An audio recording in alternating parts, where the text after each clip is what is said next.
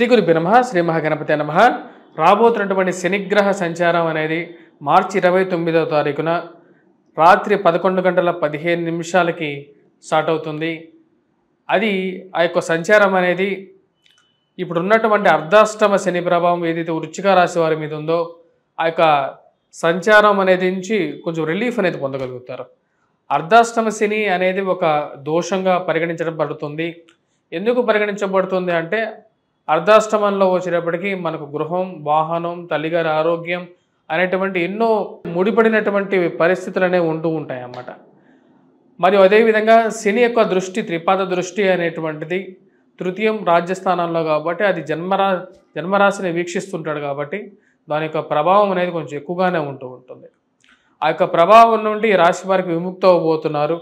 అర్ధాష్టమ శని ప్రభావం అనేది తొలగబోతుంది అన్నమాట. రాబోతున్నటువంటి మార్చి 29వ తారీఖున రాత్రి 11:15 ఈ రాశి వారికి కొంచెం రిలీఫ్ అనేది పొందగలుగుతారు. వృత్తిపరంగా, వ్యాపారపరంగా కోల్పోయినటువంటి కొన్ని విషయాలు ఏవైతే ఉన్నాయో, దూరంగా జరిగినటువంటి విషయాలను మళ్ళీ రికవరీ చేయగలుగుతారు. చేసేటువంటి ప్రయత్నాల్లో నిమగ్నమైపోతారు. జరిగినటువంటి విషయాలు అయితే జరిగిపోయాయి, ఇక మీద నుండి అయినా సరే జీవితాన్ని ముందుకు తీసుకెళ్లాలని చెప్పి ఎక్కువగా భావిస్తూ ఉంటారు. పంచమంలోకి అంటే మీనరాశిలోకి మార్పు అనేది జరుగుతున్నది. అంటే ఉన్నటువంటి కుంభం నుంచి శని మీనంలోకి మార్పు జరిగినప్పుడు దాని యొక్క ప్రభావం అనేది రాశివారి మీద సంతానం విషయంలో సంతానం ఎదుగుదల గురించి ఎక్కువగా ఆలోచన అనేది కలుగుతూ ఉంటుంది. సంతానం గురించి ఆలోచన, మరియు అదేవిధంగా సంతానం ఎదుగుదల గురించి ఆలోచన, పిల్లల యొక్క ఎదుగుదల ఎలా ఉన్నారు, వాళ్ళ లైఫ్లో సెటిల్ అవుతున్నారా లేదా, లేకపోతే పిల్లలు పుట్టట్లేదని చెప్పి ఆలోచన కానీ, మరియు అదేవిధంగా పిల్లల గురించి డబ్బు ఎక్కువగా ఖర్చు పెట్టడం కానీ, పిల్లల కోసం డబ్బు ఎక్కువగా ఖర్చు పెట్టడం కానీ, ఈ యొక్క విషయాల మీద ఎక్కువగా ఆలోచన జరుగుతూ ఉంటుంది. వ్యాపార సంబంధితమైన విషయాల్లో ఈ రాశి వారు కొన్ని జాగ్రత్తలు అనేవి తీసుకోవాలి. కుటుంబ సంబంధ బాంధవ్యాల విషయంలో మెరుగుపరుచుకోవాలి అని చెప్పి భావిస్తూ ఉంటారు. కుటుంబంలో ఐక్యతను దగ్గరగా చేర్చాలి. ఉన్నటువంటి స్థితి తలా ఒక మాట మీద ఉండకుండా అందరూ ఒకటే మాట మీద ఉండే విధంగా ఒక తాటి మీదకి తీసుకురావాలి. మరియు అదేవిధంగా కుటుంబం కోసం ఎంతైనా డబ్బు ఖర్చు పెట్టడానికి వెనకాడరు. మీకు ఆ మనస్తత్వానికి తగినటువంటి స్థితిలోకే జీవితానికి ముందుకు తీసుకెళ్లాలని చెప్పి భావిస్తూ ఉంటారు. దానికి తగిన విధంగానే డబ్బు ఖర్చు పెట్టడం అనేది జరుగుతుంది. ఈ దుబారా ఖర్చు అని చెప్పి 10 మంది అనుకున్నా సరే కుటుంబం గురించి పెట్టేటువంటి ఖర్చు దుబారా ఎలా అవుతుందని చెప్పి భావించడం జరుగుతుంది. ఏది తిన్నా సరే, ఏది ఖర్చు పెట్టినా సరే నా ఇంట్లో వాళ్ళు, నా పిల్లలు, నా కుటుంబంలో ఉండేటువంటి వారే తింటున్నారు, దానికి ఎటువంటి ఆలోచన అవసరం లేదని చెప్పి భావించేటువంటి మనస్తత్వంలోకి రాగలుగుతారు. ఈ రాశి వారికి పంచమంలో ఉన్నటువంటి శని యొక్క సంచారం అనేది ఆరోగ్యపరంగా ఏవైతే ఉన్నాయో కొన్ని చిక్కులు కలిగించే విధంగా ఉంటుంది. ఆ విషయంలో కొన్ని జాగ్రత్తలు అనేవి తీసుకోవాలి. శని అష్టమంలో త్రిపాద దృష్టిలో తృతీయ దృష్టి అనేది కొంచెం వ్యతిరేకమైనటువంటి ఫలితాలు కూడా ఇచ్చే విధంగా ఉంటుంది. ఆ విషయాన్ని గమనించగలుగుతారు.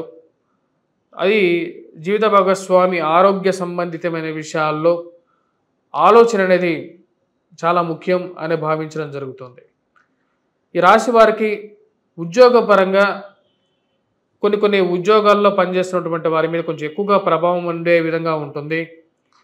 ముఖ్యంగా ఎవరైతే ఈ కార్మిక కర్షక రంగంలో పనిచేసేటువంటి వారు, ఫ్యాక్టరీస్లో పనిచేస్తున్నటువంటి వారు, గేట్ కీపర్సు, మేస్త్రి పనిచేస్తున్నటువంటి వారు, ముఠా పనిచేస్తున్నటువంటి వారు, వీరి మీద కొంచెం ఎక్కువగా ప్రభావం ఉంటుంది. మైనింగ్ రంగంలో, పెట్రోకెమికల్స్ ఇండస్ట్రీస్లో పనిచేస్తున్నటువంటి వారు, ఆయిల్ ట్రేడింగ్ చేస్తున్నటువంటి వారు, స్టీల్ మరియు అదేవిధంగా ఐరన్ డిపార్ట్మెంట్స్లో పనిచేస్తున్నటువంటి వారి మీద కూడా దీని యొక్క ప్రభావం అనేది ఉండే విధంగా ఉంటుంది. ఇక ప్రభావం అనేది కొంచెం ఈ రాశి వారు కొంచెం జాగ్రత్తలు అనేవి తీసుకోవాలి. ఆ ప్రభావం ఎవరి మీద అయితే ఉందో వారు కొన్ని జాగ్రత్తలు అనేవి తీసుకోవాలి. మరియు అదేవిధంగా బిజినెస్ పరంగా మనం గమనించినట్లయితే ఐరన్ ఓర్ కానీ, మైనింగ్ రంగంలో పనిచేస్తున్నటువంటి వారు, ఆ యొక్క మైనింగ్ రిలేటెడ్ ఫీల్డ్స్లో పనిచేస్తున్నటువంటి వారు కూడా కొన్ని జాగ్రత్తలు అనేవి తీసుకోవాలి. స్టీల్ ట్రేడింగ్ చేసేటువంటి వారు, ఐరన్ ట్రేడింగ్ చేస్తున్నటువంటి వారు, మైనింగ్ బిజినెస్ చేస్తున్నటువంటి వారు కూడా జాగ్రత్తలు అనేది అవసరం. ఆయిల్ ట్రేడ్ చేస్తున్నటువంటి వారు కూడా జాగ్రత్తలు అనేవి తీసుకోవాలి. ఎవరైతే ముఖ్యంగా వచ్చేటప్పటికీ ఇక లాయర్ వృత్తిలో చేస్తున్నటువంటి వారు ఎవరైతే ఉన్నారో జడ్జి కానీ లేకపోతే ఆ యొక్క సెక్టార్స్లో పనిచేస్తున్నటువంటి వారు కూడా కొన్ని జాగ్రత్తలు అనేవి తీసుకోవాలి. వ్యాపార సంబంధితమైన విషయాల్లో దీని యొక్క ప్రభావం అనేది కొంచెం ఎక్కువగా ఉండే విధంగా ఉంటుంది.